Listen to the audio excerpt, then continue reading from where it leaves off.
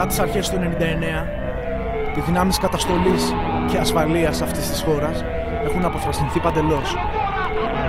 Μάλλον κάποιος τους είπε ότι είναι καιρός να αρχίσουν να γαμούν και να δέρνουν.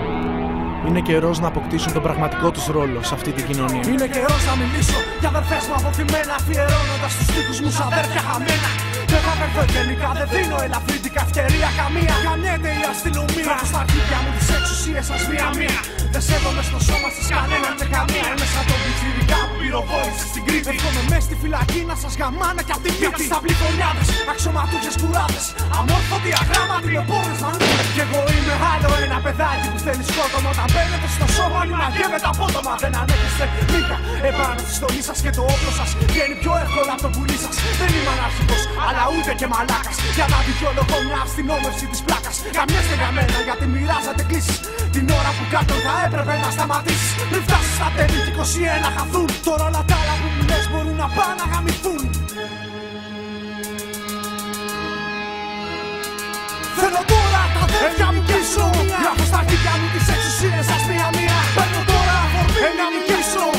Δεν σέβομαι στο σώμα σας κανέναν και καμία. Θέλω τώρα απλά να σας νικήσω. Μια αστυνομία που όλα εις πέρας θα φέρνει. Θέλω τώρα τα αδέρφια μου πίσω.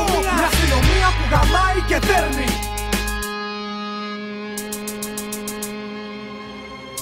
Δεν φταίτε εσείς, εμείς φταίμε για τα σχολιά μας. Κανείς δεν μας είπε για τα δικαιώματά μας. Και εσύ πληρώνες επειδή πληρώνω εγώ. Και εσύ κορδώνες επειδή σκύβω εγώ. Και επειδή σαν έχουμε φέρεσαι σαν μαλάκας εσύ. Τι φταίω εγώ πες την έχεις μικρή.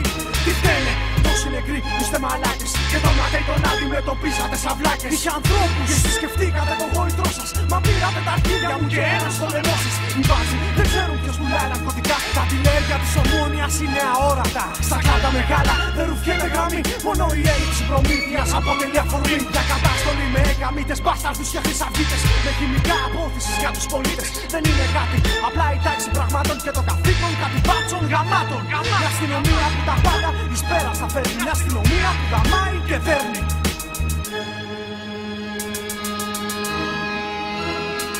Θέλω